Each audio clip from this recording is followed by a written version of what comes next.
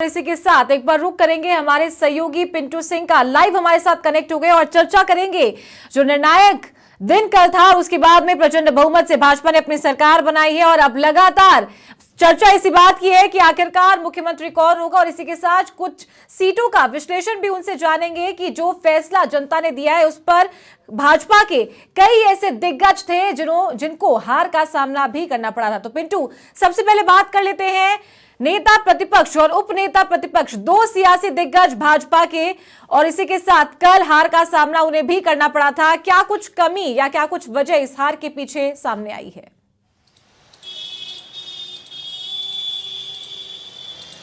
देखिए, विधानसभा चुनाव जिस तरीके से बीजेपी ने लड़ा, बहुत मजबूती से के साथ चुनाव लड़ा, क्योंकि एक तरफ अशोक गहलोत सरकार की जो योजनाओं थी, जो गारंटियां थी, उन गारंटियों पर जनता ने विश्वास नहीं किया, और पीएम मोदी की जो गारंटी थी उस पर कहीं ना कहीं राजस्थान की जनता ने विश्वास जताया। और बीजेपी को जो प्रचंड बहुमत की सरकार बनी, ऐतिहासिक बहुमत तो हम नहीं कह सकते क्योंकि बीजेपी 163 से यहाँ पर सरकार पहले बना चुकी है 2013 में, लेकिन कई ऐसे बड़े चेहरे थे, क्योंकि स्पष्ट बहुमत तो बीजेपी को मिला, लेकिन बड़े चेहरे जो चुनाव हार गए उसमें बात की जाए, नेता प्रतिपक्ष राजेंद्र राठौड़ जो 7 बार के विधायक थे और नेता प्रतिपक्ष थे, और पिछली 5 साल में एक रणनीतिकार के तौर पर वो उभरे थे। लगातार वो राजस्थान में विधानसभा चुनाव में कमल खिलाने के लिए जो रणनीति बना रहे थे, वो रणनीतिकार चुनाव हार जाते हैं। और सतीश पूनिया जो उपनेता प्रतिपक्ष थे और 3.25 साल तक पार्टी के प्रदेश अध्यक्ष रहे, लगातार उन्होंने जो संगठन को मजबूत करने की कवायद की, सबसे ज़्यादा राजस्थान में अगर कोई जिलों का प्रवास किया, संगठनात्मक बैठकें ली, तो वो सतीश पूनिया थे। बावजूद इसके वो चुनाव हार गए, और दोनों ही कहीं ना कहीं जो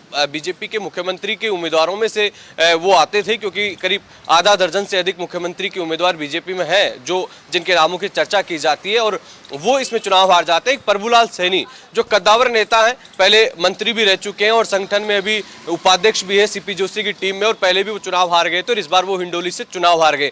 तो कई कद्दावर नेता है वो चुनाव हार गए, लेकिन इस चुनाव हारने के पीछे का अलग अलग तरीके पर विश्लेषण किया जा रहा है। राजेंद्र राठौड़ की हार की बात की जाए, क्योंकि शेखावाटी में बीजेपी की सबसे बुरी हार हुई है। शेखावाटी में पहले से ही बीजेपी कमजोर चल रही थी और इस बार बड़ी उम्मीद थी, क्योंकि जिस प्रकार से शेखावाटी से नेता प्रतिपक्ष राजेंद्र राठौड़ को बनाया गया, राजेंद्र राठौड़ शेखावाटी से आते हैं, चूरू से आते हैं, लेकिन चूरू में बीजेपी की जो स्थिति रही वो वहाँ काफ़ी दयनीय रही। चूरू में सिर्फ एक चूरू की जो सीट है शहर की, चूरू जी, वो सीट बीजेपी के खाते में, और बाकी सब बीजेपी को वहाँ पर खोनी पड़ी। चाहे वो रतनगढ़ की बात की जाए, सरदार शहर की बात की जाए, राजगढ़ की बात की जाए, तारानगर की बात की जाए, चूरू में बड़ा उनका डैमेज हुआ है। लेकिन इस पूरे डैमेज पर जब बात की गई प्रभारी अरुण सिंह के, तो अरुण सिंह ने बड़ा ही चौंकाने वाला बयान दिया। अरुण सिंह ने कहा कि चूरू में हमारे भीतरघात हुई है, और भीतरघात कौन करता है? भीतरघात अपने ही लोग करते हैं। तो ये बड़ी बात उन्होंने कही है। तो कहीं ना कहीं पार्टी में भीतरघात भी हुआ है। चारू, आपको याद होगा जो स्थितियां बीजेपी में बन रही थी, जो प्रचंड बहुमत का दावा किया जा रहा था कि 2013 का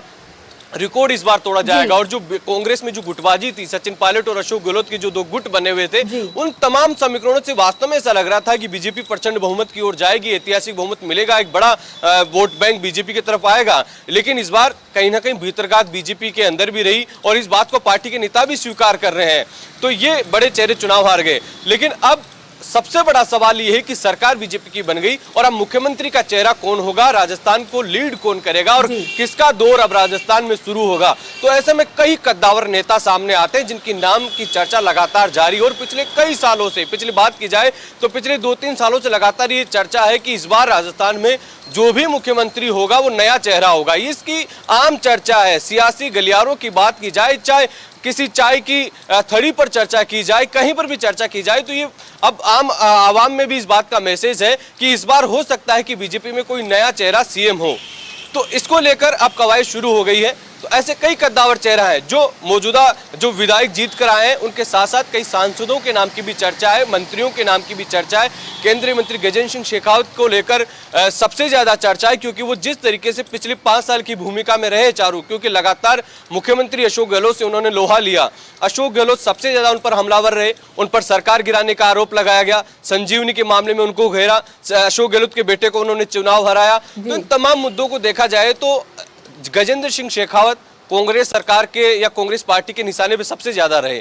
ऐसी स्थिति में गजेंद्र सिंह शेखावत का नाम तेजी से लिया जा रहा है। कल जिस तरीके से जिस विजयी मुद्रा में वो नजर आ रहे थे भाजपा मुख्यालय में, जब पार्टी जीत की ओर बढ़ रही थी, लगातार बीजेपी की सीटें बढ़ रही थी, उस वक्त वो एक विजयी मुद्रा में सामने आ रहे थे, तो लग रहा था कि गजेंद्र सिंह शेखावत राजस्थान के मुख्यमंत्री हो सकते हैं। लेकिन अभी तक कोई कुछ इसमें कहा नहीं जा सकता है, क्योंकि प्रधानमंत्री नरेंद्र मोदी और अमित शाह की जो रणनीति रही है अब तक की, वो काफी चौंकाने वाली रही है। जिन नामों की चर्चा होती है उनसे परे जाकर कोई एक ऐसा चेहरा आता है और वो मुख्यमंत्री होता है, चाहे वो हिमाचल की बात की जाए, हरियाणा की बात की जाए, उत्तराखंड की बात की जाए, तो चेहरा कोई भी हो सकता है। लेकिन मोटे तौर पर चेहरे देखे जाए तो वसुंधरा राजे, गजेंद्र सिंह शेखावत, दिया कुमारी, ओम बिरला, अर्जुन राम मेघवाल और ओम माथुर, इन नामों की प्रमुखता से चर्चा की जा रही है कि इन पर दाव खेला जा सकता है।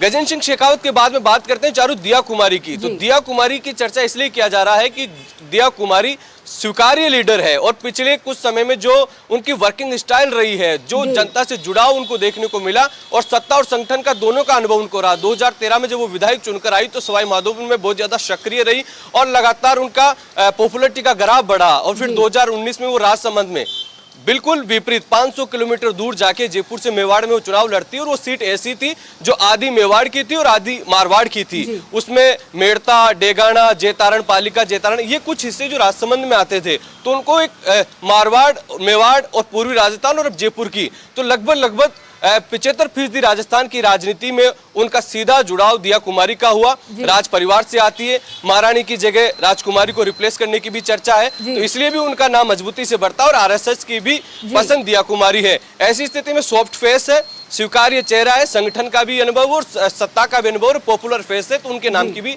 चर्चा की जा रही है। दूसरा ओम बिरला लोकसभा अध्यक्ष है, संवैधानिक पोस्ट पर है, लेकिन उनके नाम की खासी चर्चा है। पिछले कुछ दिनों से लगातार वो एक पावर सेंटर बने हुए थे। पिछले कुछ दिनों की बात की जाए तो संगठन से लेकर सत्ता में उनका दखल रहा। और उसके बाद में बात आती है ओम माथुर की।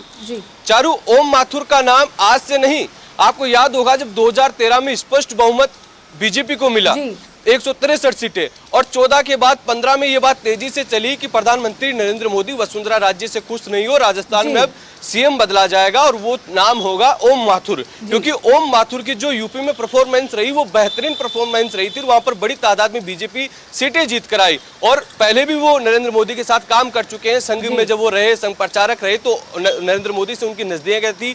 गुजरात में भी वो प्रभारी रहे, उनके नाम की चर्चा चली। राजस्थान में संगठन का उनको लंबा अनुभव है, प्रदेश अध्यक्ष रहे, संगठन महामंत्री रहे, भैरव सिंह शेखावत के साथ उन्होंने काम किया।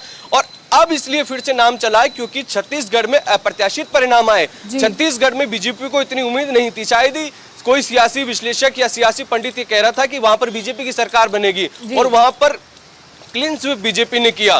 तो कई प्रकार की उनके समर्थक इस बात की चर्चा कर रहे हैं कि छत्तीसगढ़ का इनाम ओम माथुर को दिया जा सकता है। ओम माथुर ने जिस रणनीति से वहां पर काम किया, बीजेपी की सरकार बनी और सेमीफाइनल को क्लीन स्वीप कर गए, 3-1 से बीजेपी जीती है, तो उनके नाम की भी चर्चा हो गई है। लेकिन अब 2014 से 2023 में जो बीजेपी की राजनीति रही है उसको समझते हैं तो ये जब जितने भी नाम चलते हैं और नरेंद्र मोदी और अमित शाह की जो स्टाइल है वो कोई अलग ही नाम आता है। एक ऐसा नाम जो सभी स्वीकार्य हो, जो किसी गुट में नहीं हो, क्योंकि गुटबाजी पिछले 5 साल में बीजेपी में रही, अलग अलग गुट रहे। ओम बिरला गुट रहा, राजेंद्र राठौड़ गुट रहा, सतीश पुनिया गुट रहा, वसुंधरा गुट रहा।